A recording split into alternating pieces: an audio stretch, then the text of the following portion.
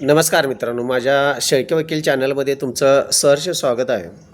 मित्रांनो, आजच्या व्हिडिओचा विषय असा आहे की जमीन तुमच्या ताब्यामध्ये असते, पण 7/12 पत्रकी जर आपण नाव पाहिलं आपलं, तर 7/12 पत्रकी नाव नसतं. मग अशावेळी प्रश्न निर्माण होतो की जमीन तरी ताब्यात आपल्या असते, पण 7/12 पत्रकी नाव नसतं.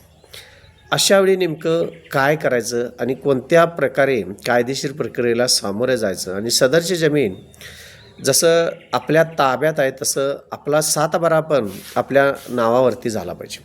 ह्या संदर्भात अनेक केसेस माझ्या आढळल्या होत्या. त्यामध्ये एक केसेस तुम्हाला सांगतो की पंजोबांनी जमीन खरेदी केली होती. 10 गुंठ जमीन होती, पंजोबांनी खरेदी केली होती. त्यावेळी एकमेकाच्या विश्वासावर वादीनं प्रतिवादीकडून जमीन खरेदी केली होती. 10 गुंठ्याचं खरेदीपत्र झालं होतं. पण खरेदीपत्र झाल्यानंतर खरेदी झाले म्हटल्यानंतर ताबा हा त्या आजोबांनी आपल्याकडं घेऊन ठेवला होता. त्यानंतर आजोबा मयत झाले. त्यानंतर मुलग्याकडे ती वारसा हक्कानं प्रॉपर्टी त्यांच्याकडे आली. त्यानंतर आता नातवांच्याकडे आली आहे प्रॉपर्टी. आणि सध्या आत्ता ज्यांच्याकडून आजोबांनी खरेदी केलं होतं, ज्या व्यक्तीकडून खरेदी केलं होतं, त्याचे पण वारस, त्याचे नातू आता सध्या कोर्टामध्ये गेलेले आहेत आणि त्या पद्धतीनं आता कोर्टामध्ये केस चालू आहे. आता मुद्दा असा आहे की ताबा जमिनीचा आपल्या ताब्यात आहे, परंतु 7/12 पत्रकी नाव नाही. ह्यासाठी ज्यांनी खरेदी केले होते त्यांचे नातू वादी म्हणून कोर्टात गेलेत आणि ज्यांनी विकले आहे ते प्रतिवादी म्हणून गेलेत. त्यानंतर ह्या 30 ते 40 वर्षामध्ये त्यामध्ये अशी उलाढाल झालेली आहे की ज्यांच्या नावावर जी शेती होती ती व्यक्ती मयत झाली. त्यानंतर त्यांच्या मुलांच्याकडे ती वारस म्हणून गेली, मुलांची नावं लागलीत आणि मुलांनी गरजेखातर ती जमीन दुसऱ्या व्यक्तीला विकली. त्यानंतर सदर तिसऱ्या व्यक्तीच्या ताब्यात ती सध्या जमीन देण्याचा प्रयत्न चालू होता, परंतु त्या व्यक्तीनंसुद्धा खरेदी केली, परंतु 7/12 पत्रकी नावे नोंद करून घेतली.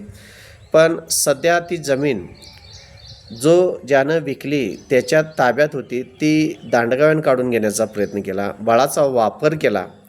आणि बळाचा वापर करताना ह्यावेळी ह्यांच्या लक्षात आलं की प्रतिवादीला की आपली जमीन ही आपल्या ताब्यामध्ये नाही आहे. आणि त्यानंतर मग जे वादीचे वडील होते, ज्यांनी जमीन खरेदी केले होते, पंजोबा जमीन खरेदी केली होती, त्यांनी मेहरबान कोर्टामध्ये दावा दाखल केला आणि सध्या दावा तो प्रलंबित आहे. विषय असा आहे की ज्याच्या ताब्यामध्ये जी जमीन आहे त्याचं खरेदीपत्र आधीच झालेलं होतं, फक्त महसूल दप्तरी सदर नावाची नोंद झालेली नव्हती. तर अशावेळी काय केलं पाहिजे मित्रांनो? तर अशावेळी तुम्ही महसूल दप्तरी तुम्ही फेरफारमध्ये फक्त चॅलेंज करून उपयोग नाही, तुमच्या नावाची नोंद करून उपयोग नाही, तर संबंधित दिवाणी न्यायालयामध्ये तुम्ही योग्य ते सदरचे खरेदीपत्र नोंदणीकृत करून किंवा तुमच्या नावाची नोंद करून मागण्यासाठी मेहरबान कोर्टामध्ये दावा दाखल करावा लागेल. फक्त महसूल विभागाकडे फक्त फेरफार चॅलेंज करून चालणार नाही, तर तुम्हाला दिवाणी न्यायालयातसुद्धा दाद मागावी लागेल. ही एक केस होती. दुसरा फार महत्त्वाचा मुद्दा येतो की अनेक वर्षे आपल्या ताब्यामध्ये शेती असते, शेत मिळकत असते, परंतु त्या जमिनीचे आपण मालक नसतो. सदर जमिनीची मालक कोणतरी वेगळी व्यक्ती असते आणि त्या व्यक्तीला ती जमीन आपली आहे का नाही हे सुद्धा माहीत नसतं. अशावेळी फार मोठा प्रश्न निर्माण होतो की प्रतिकूल ताबा मिळाल्यानंतर जर त्या जमिनीचे मालक आपण होतो असा एक समज असतो. हा समज थोडासा अर्धसत्य आहे, पूर्णपणे सत्य नाही. तर त्यासाठी फार महत्त्वाच्या गोष्टी कोणत्या असतील? ज्यावेळी तुमच्याकडे अशी जमीन 12 वर्षापेक्षा जास्त जर तुमच्या ताब्यात असेल तर ती जमीन तुमची होऊ शकते, पण त्याला अटी नियम सरते. त्या संपूर्ण जर पुरेपूर असतील तरच ती जमीन तुमच्या मालकीची होऊ शकते. ह्यामध्ये पहिली महत्त्वाची अट म्हणजे तुमच्याकडे 12 वर्षापेक्षा जास्त त्या जमिनीचा ताबा पाहिजे.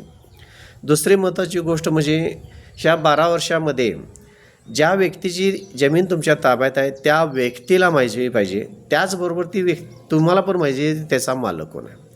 तिसरी महत्त्वाची अट म्हणजे तुम्ही जर त्या जमिनीमध्ये घर बांधलेलं असेल, तुम्ही त्याचे लाईट बिल भरलेलं असलं पाहिजे किंवा पाणीपट्टी भरलेली असली पाहिजे किंवा त्याचं घरफाळा भरलेला असला पाहिजे. शेत असेल तर तुम्ही हस्ते कसं तुम्ही तुमच्या नावावर शेतफाळा किंवा घरफाळा भरलेला असला पाहिजे. अशा पद्धतीनं तुमच्याकडे ती 12 वर्षे ताब्यात आहे याचं काहीतरी कायदेशीर प्रूफ तुमच्याकडे पाहिजे.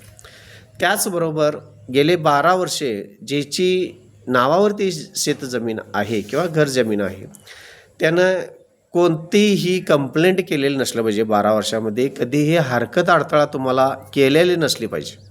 अशा पद्धतीनं काही नियमाटींचं जर तुम्ही पूर्तता करत असाल तर ॲडव्हर्स पोजेशननं सदरची जमीन ही तुमच्या नावावर होऊ शकते. पण सदरची जमीन आपल्या नावावर करत असताना तुम्हाला कायदेशीर काही पर्यायांचा उपयोग करून घ्यावा लागेल. तुम्हाला दिवाणी न्यायालयामध्ये दावा दाखल करून ॲडव्हर्स पोजेशननं किंवा प्रतिकूल ताबा म्हणून तुम्ही त्या प्रॉपर्टीचे किंवा त्या मिळकतीचे मालक होऊ शकता.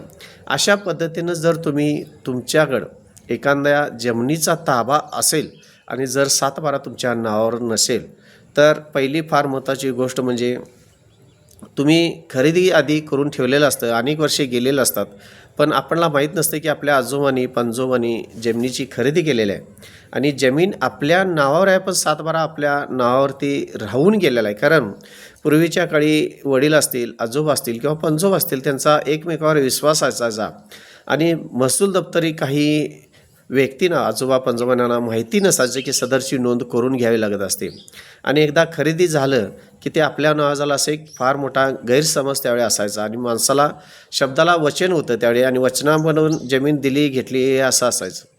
परंतु सदरची जमीन जर महसूल खाती जर नोंद नसेल आणि फक्त खरेदीपत्र असेल तुमच्याकडं आणि जर तुमच्या नावाची 7/12 पत्रकी नोंद नसेल तर तुम्हाला कोर्टाची पायरी चढल्याशिवाय पर्याय नाही आणि कोर्टाकडं तुम्हाला त्याची सत्यता पूर्ण करून घेऊन मगच तुम्हाला महसूल दप्तरी तुमच्या नावाची 7/12 पत्रकी नोंद होऊ शकते. दुसरी महत्त्वाची गोष्ट म्हणजे ॲडव्हर्स पोजेशन.